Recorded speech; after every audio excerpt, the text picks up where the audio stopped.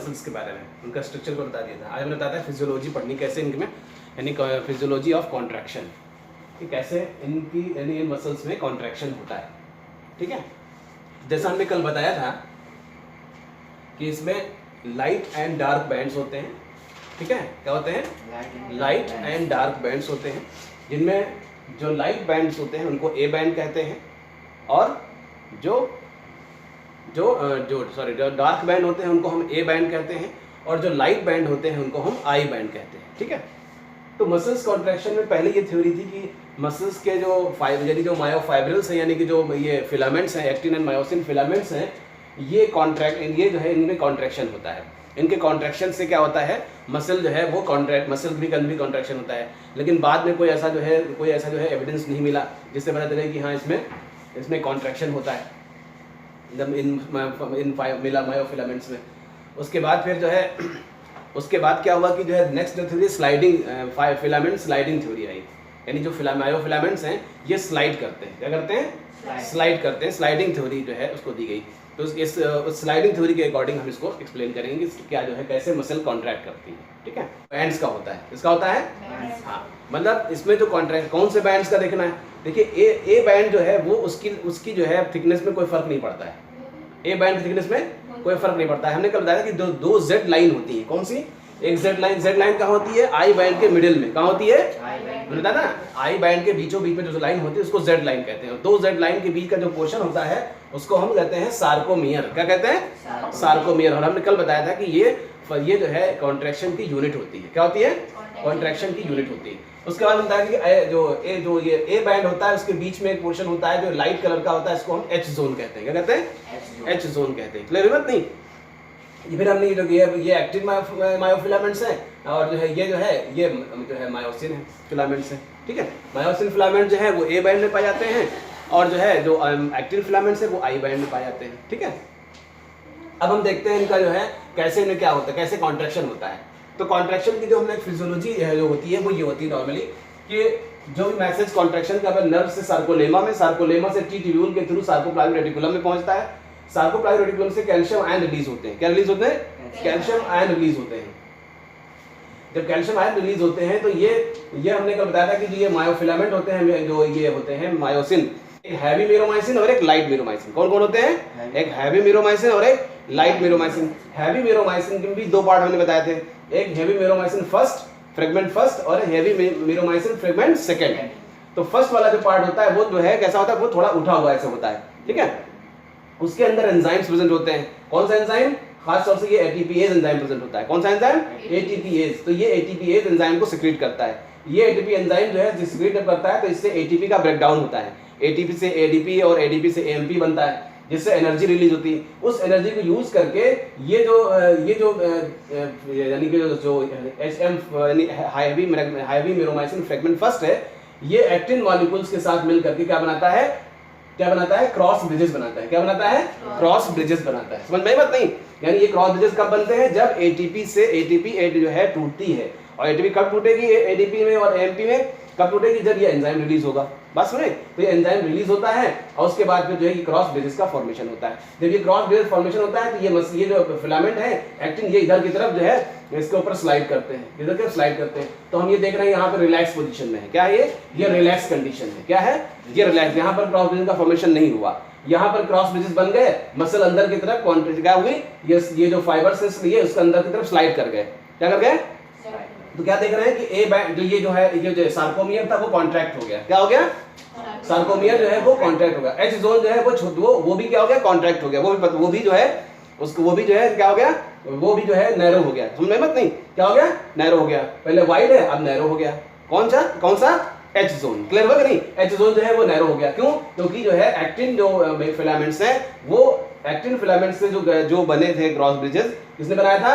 Heavy मीरोमाइसिन fragment first जो है part बनाया था, मायोसिन के जो है हैवी मीरोमाइसिन फ्रेगमेंट फर्स्ट ने क्रॉस ब्रिजेस बनाया था। इस क्रॉस ब्रिजेस के बनने की वजह से क्या होता है, ये फाइबर्स अंदर की जो मायोसिन जो एक्टिन फाइबर्स होते हैं, फिलामेंट्स होते हैं, ये अंदर की तरफ शिफ्ट हो जाते हैं, यानी स्लाइड कर जाते हैं। ठीक है, इसी तरह से और कंट्रैक्शन होता है तो और स्लाइड कर गए, देख रहे हैं, और गैप जोन बिल्कुल खत्म हो गया। और हाइपर कॉन्ट्रैक्शन अगर होता है तो ये एक्टिन मायोसिन जो दोनों साइड के जो होते हैं एक दूसरे पर ओवरलैप कर जाते हैं, एक दूसरे पर चढ़ जाते हैं, दोनों के सिरे एक दूसरे पर ओवरलैप कर जाते हैं। तो इस तरह से ये हम क्या देख रहे हैं कि सिर्फ सार्कोमियर का कॉन्ट्रैक्शन हो रहा है। किसका हो रहा है? सार्कोमियर का कॉन्ट्रैक्शन हो रहा है।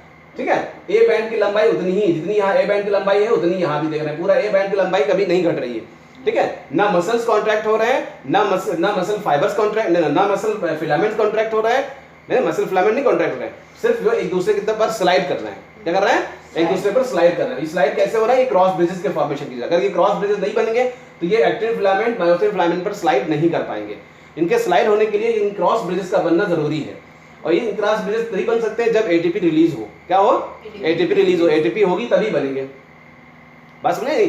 तो तभी ये जो है एटीपीएस रिलीज होगी, एटीपी का ब्रेकडाउन होगा, उस एनर्जी का यूज करके जो है ये फिर जो है क्रॉस ब्रिज बनते हैं। जब क्रॉस ब्रिज बनते हैं तो क्रॉस ब्रिजेस जब बनते हैं तभी ये फाइबर्स जो है ये फिलामेंट एक दूसरे पर स्लाइड करते हैं। बात समझे नहीं?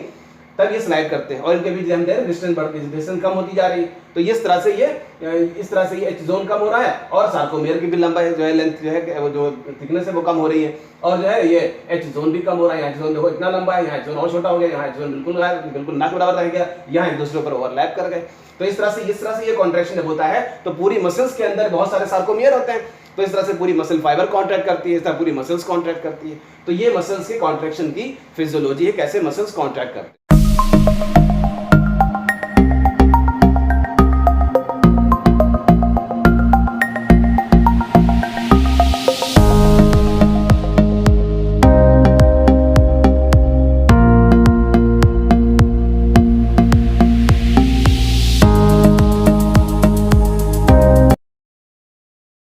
रिलैक्स कंडीशन में अपोजिट रिएक्शन होती है कि कैल्शियम आयन जो सार्कोप्लाज्म में रिलीज हुए थे वो वापस बैक सार्कोप्लाज्म रेटिकुलम में चले जाते हैं, जिससे एटीपीएस जो है रिलीज नहीं होता है।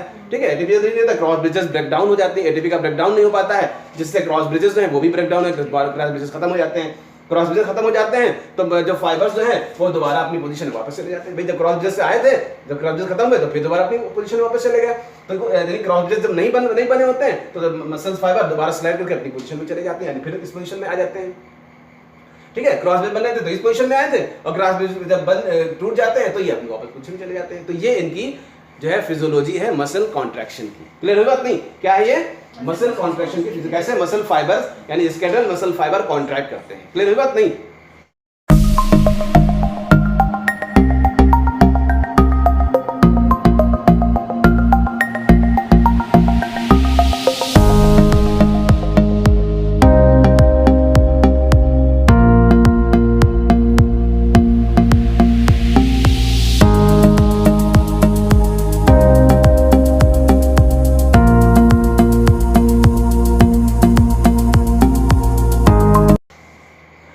देखा होगा कि डेथ जब हो जाती है, इंसान जब मर जाता है उससे कुछ देर के बाद उसके मसल्स जो है वो बिल्कुल टाइट हो जाते हैं, कॉन्ट्रैक्ट ही नहीं होती है। अगर उसके कपड़े नहीं उतारे गए हैं तो फिर उतारना मुश्किल हो जाता है, नहीं उतार सकते आप, क्योंकि उसके मसल्स जो है वो कॉन्ट्रैक्ट नहीं करती हैं। क्यों नहीं करती है? क्योंकि डेथ के बाद एटीपी का फॉर्मेशन रुक जाता है। भाई रेस्पिरेशन होता नहीं है, एटीपी का फॉर्मेशन रुक जाता है। एटीपी का फॉर्मेशन रुक जाता है जिसकी वजह से क्या होता है कि जो है क्रॉस ब्रिजेस नहीं बन पाते हैं। जब क्रॉस ब्रिजेस नहीं बनते हैं तो फाइबर स्लाइड नहीं कर पाते हैं, जो स्लाइड नहीं करते तो मसल कॉन्ट्रैक्ट नहीं होती, तो मसल कॉन्ट्रैक्ट ही नहीं होती तो हाथ पैर जो भी होते हैं मसल बिल्कुल बिल्कुल स्पाज्म हो जाता है, मसल स्पाज्म हो जाता है, बिल्कुल मसल कॉन्ट्रैक्ट ही नहीं करती हैं। इसको राइगर मॉर्टिस कहते हैं। क्या कहते हैं? राइगर मॉर्टिस कहते हैं। नहीं, डेथ के बाद मसल्स का क्या हो जाना? टाइट हो जाना, मसल्स का स्पाज्म हो जाना, इसे कहते हैं क्या कहते हैं? Rigor mortis. ठीक है, तो ये राइगर मॉर्टिस क्यों होती है? राइगर मॉर्टिस सिर्फ इन्हीं क्रॉस ब्रिजेस ना बनने की वजह से होते हैं। क्रॉस ब्रिज क्यों नहीं बनते? क्योंकि एटीपी नहीं मिल पाती। एटीपी जब आदमी डेथ हो गई तो एटीपी कहाँ मिलेगा? तो एटीपी नहीं मिलती है, कुछ देर के बाद उसके बाद उसके मसल्स स्पाज्म हो जाता है, मसल्स कॉन्ट्रैक्ट नहीं हो पाती है। बात समझ में नहीं? तो ये तो हो गया फिजियोलॉजी ऑफ द मसल्स। ठीक है, अब मसल फाइबर्स की हमें और थोड़ी सी अगर जनरल कुछ बातें, मसल फाइबर्स जो होते हैं वो रेड क्यों होते हैं? तो उनके अंदर एक पिगमेंट पाया जाता है जिसको कहते हैं मायोग्लोबिन। क्या कहते हैं? मायोग्लोबिन पाया जाता है, वो रेड कलर का होता है। उसकी वजह से मसल्स के जो पिगमेंट, मसल्स का जो कलर होता है वो रेड होता है। ठीक है, ये मायोग्लोबिन जो है वो ऑक्सीजन ट्रांसपोर्ट का काम करता है। क्या करता है? ऑक्सीजन ट्रांसपोर्ट का काम करता है। क्लियर बात? नहीं, ऑक्सीजन ट्रांसपोर्ट की वजह करने का इसका मेन काम होता है कि ब्लड से ऑक्सीजन जो है वो मसल सेल्स तक ले जाता है। मसल्स के अंदर जो सेल्स हैं उनके अंदर वो मसल सेल्स के अंदर जो माइटोकॉन्ड्रिया उन तक पहुंचाता है मायोग्लोबिन। क्लियर बात नहीं? तो मायोग्लोबिन का काम होता है ऑक्सीजन ट्रांसपोर्ट करना है, ऑक्सीजन को ब्लड से ऑक्सीजन लेकर के यानी हीमोग्लोबिन से ऑक्सीजन लेकर के माइटोकॉन्ड्रिया तक पहुंचाने का काम इसका होता है। इसी वजह से ये इस मायोग्लोबिन पिगमेंट की वजह से मसल्स जो है वो रेड दिखाई देते हैं। क्लियर हुई बात नहीं? तो ये हुआ मसल कॉन्ट्रैक्शन की फिजियोलॉजी, कैसे मसल कॉन्ट्रैक्ट करते हैं। क्लियर हुई बात नहीं? अब नेक्स्ट जो है जो मसल्स हैं वो है नेक्स्ट जो पढ़ना है वो कार्डियक मसल्स के बारे में पढ़ना है। किस बारे में पढ़ना है? कार्डियक मसल्स के बारे में, उसके बारे में फिर